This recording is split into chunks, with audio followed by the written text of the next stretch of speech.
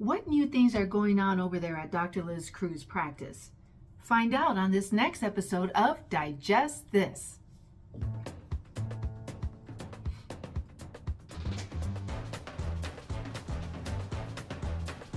Welcome to Digest This, the show that helps you revolutionize your digestive health. Here are your hosts, Dr. Liz Cruz and Tina Nunziato. Hello and welcome to Digest This. I'm Dr. Liz Cruz and I've got the beautiful Tina Nunziato sitting right here next to me. Hopefully you're watching us on YouTube. You could see us. And so thank you for joining us. If you are a first-time listener, welcome. We're so happy that you are here taking the time. If you're a regular listener, thank you. We love you. We appreciate that all of you, new and old. I don't want to say old, not in the sense of, but I mean, in a good way. In a good way. That's right. Those of you that have been following us for so long, we appreciate that you take time out of your busy schedule to spend this 15-20 minutes with us, listening or watching this podcast with us, because we know everyone's schedules are busy, hectic, and so it means a lot to us. It means the world. So thank you so much. Because of you, we continue to do this, okay? Because this is one of our gifts to you. This is truly one of our gifts to you. So what is going on over there, over at the Dr. Liz Cruz practice? So much. Always so much. I So feel much. like, oh my goodness. That's right. So we need one more thing to exactly. do. That's what I have to say. Well, I'll let Tina tell you how this started, because I did hear about this past weekend. But, you know, for those of you that are regular listeners, you know that we just celebrated 15 years of being an established practice. And that is a big deal nowadays in this age as far as medicine goes, because a lot of practices, solo practices, where it's just, you know, one doctor. For me, I'm the only provider. Well, I actually just brought on another doctor to help me with scopes, but up until a month ago, I've been the only doctor in the practice. And then we've had our nurse practitioners, actually one of them who is a doctor of nurse practitioner. Mm-hmm. So I give kudos to Maureen. And then we have our other amazing nurse practitioner, Raquel. And so, you know, basically solo practices are like a dinosaur. Dying breed. And a lot of them have been forced to either join a bigger group that they call super groups, like so a big group of multiple gastroenterology practices that have come all together under an umbrella. They've been forced to join maybe a hospital system. Some of them have shut down. Just in our area, we've had 2 gastroenterologists who have shut down since COVID, you know, for whatever reasons. And so it is, you know, we've had to morph and evolve over the years to survive as a practice, okay? And actually, I shouldn't use that word, survive. I mean, to flourish. To flourish, that's right. And, you know, we have, as those of you that are regular listeners know, we have not only our practice, but we have our wellness entity, which we run as an adjunct to the practice, and a lot of that is also done online, which means we have a lot of clients around the country, around the world, that find us online and that listen to our podcast, that are ordering supplements from us. I mean, we're shipping all around the country. Access our educational resources. Exactly. So, you know, we've got, I mean, we've been very, very blessed. Mm-hmm. Okay. Look. Definitely God-driven. Yes. We believe in God. Yeah. We are very much so God believers.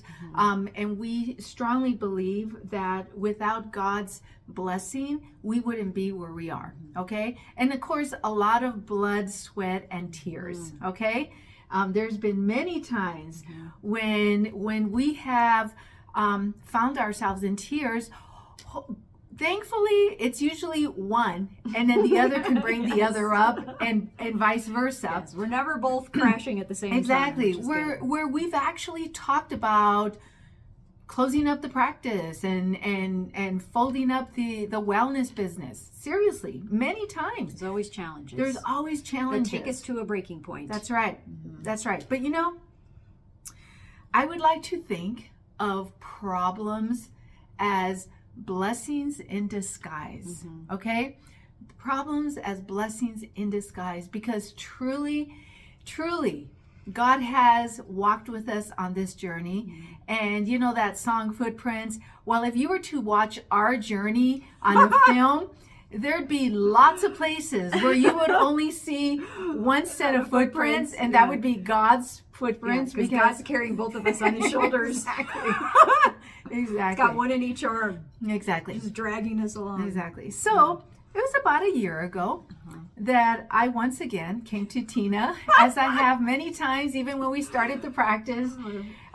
She's the idea maker. When we started the wellness business. So listen, I have no problem, admitting I have a ton of ideas, and sometimes I even hold them back because, oh, my poor wife, I hold them back. But I have I'm scoping, I'm doing procedures, I'm doing a colonoscopy. I have nothing but time to think. And I go into deep thought as I'm looking for polyps, and I'm, focused on the lining of the colon, and also I'm just in deep thought about all sorts of stuff. So that's where a lot of my ideas are born. In the butt, and I bring him to Tina, and I have to tell you, where I am not good, Tina is amazing, okay? Because she is the best in follow-up and in execution. That's exactly right. I can bring her all these ideas. I'm not the greatest in execution. Part of it is I'm scoping, I'm doing procedures all day long. I don't have the time. But the other part of it is that I'm really not that good at it, okay?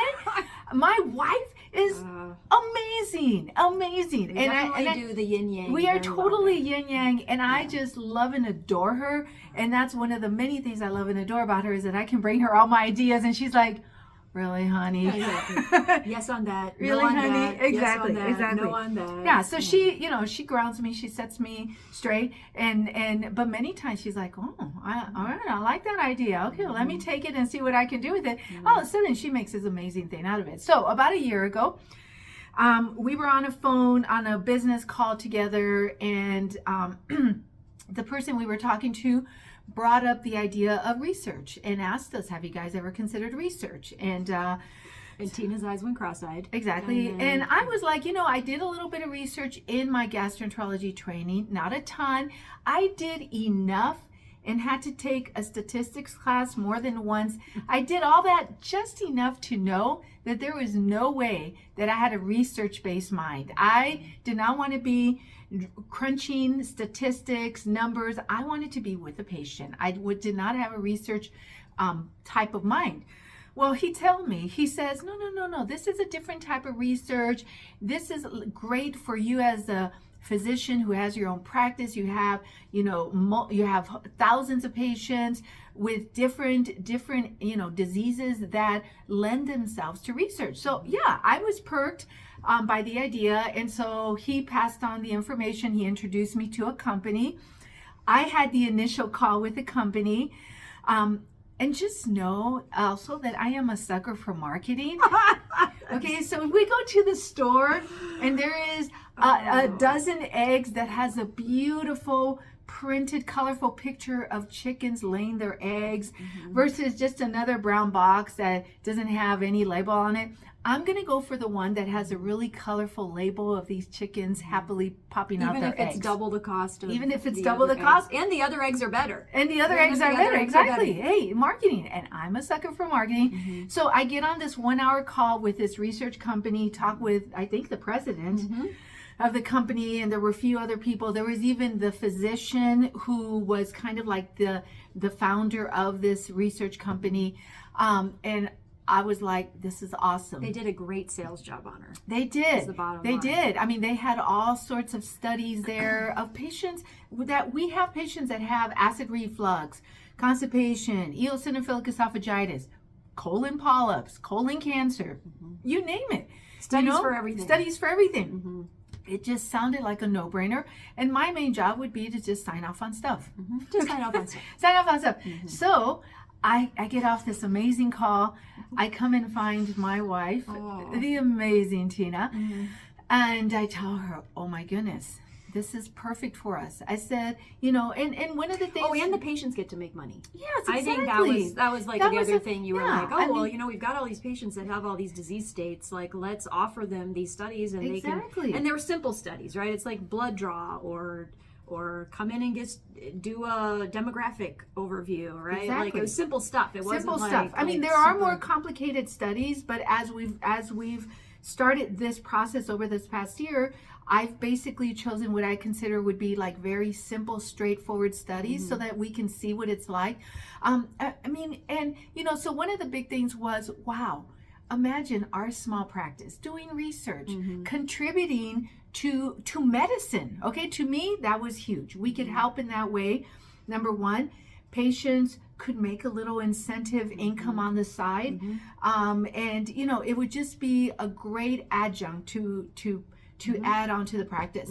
And then also for us financially, right? Exactly. So it's just yet another revenue stream that we could benefit from to keep the doors open of the Exactly. practice. And so my wife actually thought it was a great idea. She actually said, babe, that's a no-brainer. Yeah, but that was also part of you coming to me was like, you're not going to have to do any of it. It's all going to be this company. And well, they made it sound like it was a very Yeah. seamless process. They've got everything all set up, which they do. They have several different divisions, the ethics committee, consents, like basically they're like the middleman who basically has a relationship with the different pharmaceutical companies who are actually running the studies. Yeah, and the different medical device companies. Exactly. And so yes, they actually do have an amazing system set up. Most of like all the work, like from a regulation standpoint, like and making sure that our staff are trained. But really the only thing we had to do was hire a person that would be a clinical research consultant basically, that comes in, and they're the ones that are drawing the blood or entering the data into the database, so basically registering the patients into the studies. And then we decided that we were going to create a separate entity for this business. So creating the entity and all that, the operation stuff, right? Yeah. So there has been some work that my wife, and here's the thing, at the beginning I was like, baby, don't worry, I'm gonna set up the bank accounts, I'm gonna be the one monitoring all those numbers, everything. She's like, okay honey, okay, and then like in between colonoscopies I'm like, so when exactly am I gonna do that? Yeah, exactly. So anyways, we're going on almost a year later since we met that company, and we actually came on board with them, and then and it took until, when did we actually come on board? Summertime. Yeah, with the end of summer, we came on board. So you Summertime. talked to them in April. Right. We were on board with them the end of summer by the time we read all the agreements and everything and signed. And then we had to set up all the bank accounts and the There was LLC educational stuff that I had to do, several modules. Maureen had to do it. Yes. And then it took us a couple months to hire the CRC for the office. So that's Maria. And in the meantime, they were sending me all the different studies they have in gastroenterology, with which there are multiple. And I would look at it, read through it, and decide yes or no. And basically, like I said earlier, I was trying to find stuff that I knew, number one, we have a lot of patients with these. Number two, I think it'll be intriguing not only to us, but to the patient. I think, and number and it three, was simple, straightforward, Yeah. while we're getting our feet wet and checking this out. Yeah, and it might require a blood draw and you doing a colonoscopy. Exactly, Or something exactly. like that, right? Or just a blood draw, or or just so this registering first them in the one system that and we're going to tracking. be starting is actually a blood draw. And this is basically looking for a blood cancer tumor, colon cancer tumor marker. And of course, the goal is, and there's a lot of talk about this in the gastroenterology literature, that eventually there will be studies out there that is not a colonoscopy, in which, colon cancer, colon polyps can be detected without having to put the person through a colonoscopy. Okay, that's the That's ultimate what they're going goal. for. And so, there are tests out there like the Cologuard. There's other tests. You can get radiology tests done, a virtual CT, which is a fancy radiology test, CT scan of the colon, dedicated to the colon. But still, to this point, colonoscopy still remains the gold standard for going in for anyone undergoing colon cancer screening. So anyways, we are just getting ready to start this study. Just fresh. Yeah, It'll be our first official study. We just got our official training on it last week, and then the rep is coming out in the next couple weeks to start enrolling our first victim. So anyways, we're really excited. It's something new that we'll be doing. We're very optimistic that this is going to be, very successful, and that we'll continue to grow it and add more studies, and be a part of medicine in some way. Maybe someday this would become something that will be approved by the FDA and be used in actual practice, and what a feeling to know that we were possibly a part of that. Okay. So actually it's exciting. It's very exciting. Yeah. I'm just not as excited about how much work I've had to do for it, but yes, it's all good. Have to do more than we anticipated. As usual. Devil's always in the details. Exactly. Right? Exactly. So, couple things. This past weekend, we went to my 30-year medical school class reunion. That was really exciting. We went to Loma Linda, where I went to medical school, Loma Linda, California, and had a really great turnout. We probably had about 140 students in my class. We graduated in 93, and we probably had about, 40, 50? That showed up with their significant other. And most of them had a significant other. So it was fun. It was a lot of fun. It was exciting. It was great. We just had a good time. So that was a nice little getaway. And then the other thing I want to throw in there is this weekend marks 18 years that I have been married to this beautiful, amazing woman next to me. And so to me, that's very exciting. It's I say marriage is not for the faint of heart, right? It takes work. I think that the reason divorce rate is so high, at least in the United States, is because people give up. Okay, because it takes work. And I've been so blessed to have a best friend and soulmate and my wife, all in this person. Okay, and so. Anyways, I just wanted to throw that out there. Oh, happy anniversary. Happy anniversary, my love. And we've been doing some celebrating over the past couple weeks, so that's been fun. But anyways, if you want to connect with us, go to our website, drlizcruz.com, and click the magenta button on the homepage, and you can schedule a free 30-minute wellness consult. Again, it is free. It's 30 minutes. And it's over the phone. So you could do it from anywhere in the world, okay? Anywhere in the world.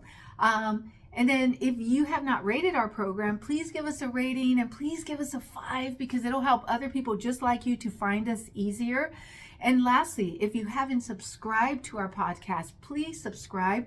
And that way you don't ever miss an episode, all right? Well, thank you so much for joining us, and we will catch you on the next podcast. Thank you for joining Dr. Liz Cruz and Tina Nunziato. To learn more about their revolutionary products and services, go online to www.drlizcruz.com.